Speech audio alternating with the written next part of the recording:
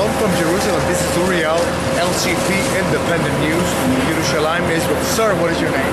My name is Donnie Gordon. Donnie Gordon. And Danny, one question I'd like to ask you, which is a basic question which we Jews are facing today. What do you think about the so-called Iranian threat against Israel nowadays? It's a very serious threat. I think the world is beginning a little bit to realize that it really is a threat. But unfortunately, certain countries are more concerned with their pocket, with their security. And we are, of course, on the front lines of that threat. America's a little further away, but it's a threat to all of us. All people who love freedom. Now, as we look at the past 5 years or so, maybe before that, we understand that Russia has been the nation that has really developed the nuclear reactors in Iran. And if you had something to say to the Russian government or to the so-called scientists in Iran now, the Russian scientists, what would you say to them? I would tell them that economics is very important, but the world's existence is more important.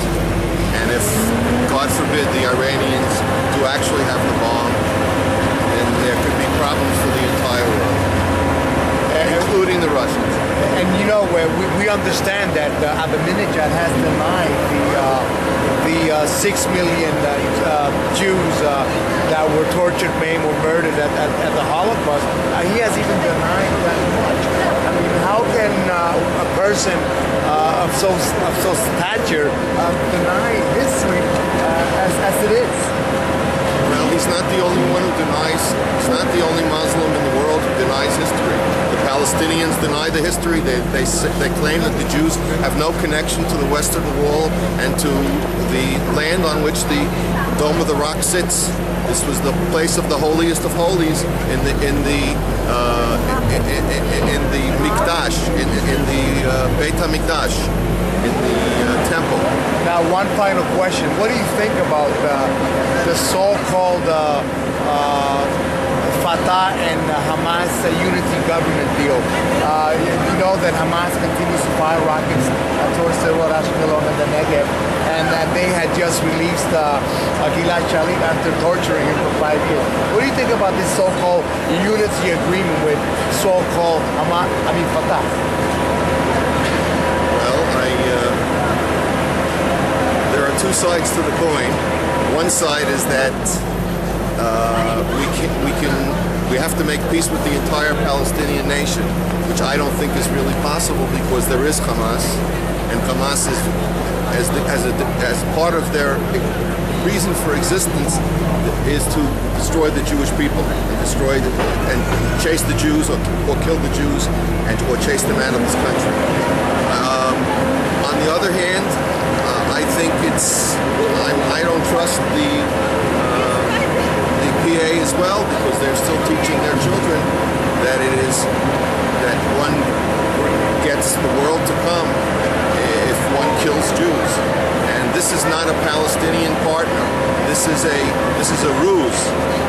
And I hate to sound like a right-wing fanatic, but I think that the only difference between the Palestinian Authority now and Yasser Arafat is method. That Arafat, it was clear that he wanted to kill Jews. Unfortunately, it's not so clear to many of the leftists in this country and to people all over the world that the PA does not truly want peace. They will not accept the fact that there is a Jewish state. They will not come to the table and say we accept the fact that the Jews have a right to be here. They will never accept that. Absolutely, and we understand that Yasser Arafat during the Oslo Accord agreements, when we met with their delegation in Oslo, we came to some terms that yet the so-called Palestinian movement or Fatah movement did not abide by all the agreements.